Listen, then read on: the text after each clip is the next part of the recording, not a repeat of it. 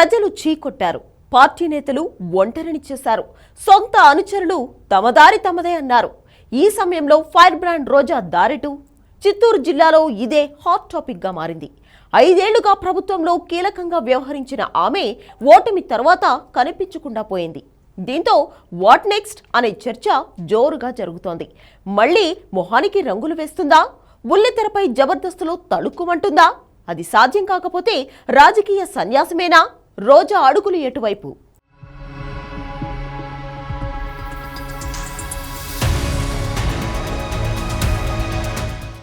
తెలుగు రాజకీయాల్లో Nagari MLA RK రోజా అంటే fire, fire అంటే రోజా. ప్రత్యర్థులపై ఆమె చేసే విమర్శలు అంత ఘాటుగా ఉంటాయి. ఏ అంశంలోనైనా ప్రత్యర్థుల్ని ఏకి పారేయడం రోజా స్టైల్. రెండోసారి ఎమ్మెల్యే అయ్యాక మంత్రివర్గంలో చోటు దక్కకపోవడంతో తీవ్ర స్థాయిలో అణకుబూనింది. దాంతో సీఎం జగన్ ఆమెకు కీలకమైన ఏపీఐఐసి చైర్మన్ పోస్ట్, ఆ తర్వాత పర్యాటక శాఖ మంత్రి పదవి ఇచ్చారు.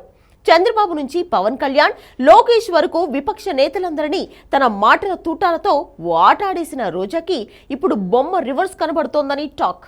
టీడీపీ అభ్యర్థి గాలి భానుప్రకాష్ చేతిలో 45,000 ఓట్లతో దారుణంగా ఓడిపోయింది రోజా.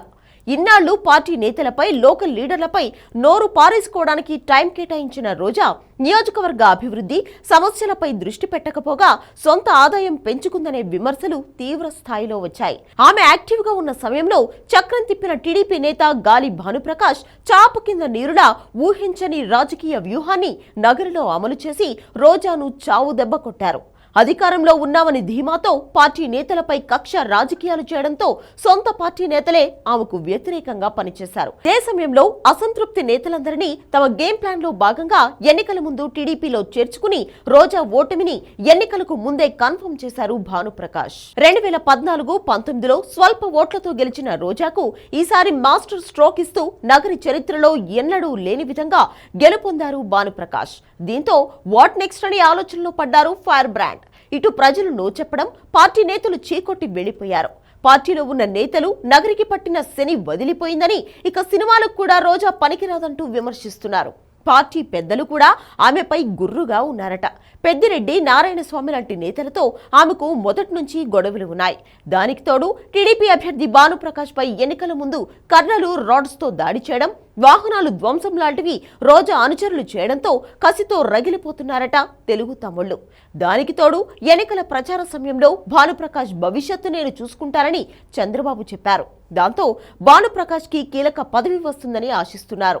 నగరంలో గెలిచిన వారికి మంత్రి పదవులు ఇవ్వడం అనేది పార్టీలకు సెంటిమెంట్ గా వస్తోంది.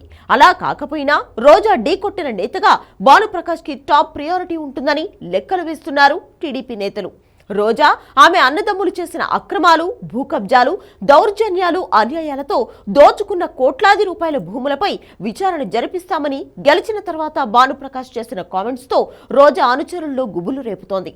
ఇలా ఇంటా బయట రోజాపై సమస్యలు చుట్టుముడుతుండటంతో ఫలితాల తర్వాత రోజా సైలెంట్ అయ్యారట. ఎవరిని కలవడానికి కూడా ఇష్టపడలేదనే టాక్ నడుస్తోంది. రోజా మళ్లీ పోరాటం చేస్తారని కొందరు అనుచరులు అంటుంటే అంత సీన్ లేదనే కౌంటర్ టీడీపీ నుంచి వస్తోంది. మళ్లీ ఆమె సినిమాల్లో బిజీ అవుతారని కొందరు, బుల్లితెరపై జబర్దస్త్ కి వెళ్తారని మరికొందరు, లేదు అసలు రాజకీయ సన్యాసం తీసుకుంటారని కూడా నగరిలో హాట్ డిస్కషన్ నడుస్తోంది. కానీ రోజా కొన్నాళ్లు చెన్నైకి వెళ్తారని సన్నిహితులు చెబుతున్నారు. 5 ఏళ్లుగా ప్రత్యర్థి నేతలను ఓ ఆటాడుకున్న రోజాకు ఒక్క ఓటమితో సీన్ రివర్స్ అయిందన్న కామెంట్స్ తో ఆమె అనుచరులు ఢీలా పడ్డారు. ఇంకా ముందుంది ముసుళ్ల పండుగ అంటున్నారు టీడీపీ నేతలు. ఈ టైంలో రోజా నెక్స్ట్ స్టెప్ ఏంటనేది ఆసక్తికరంగా మారింది.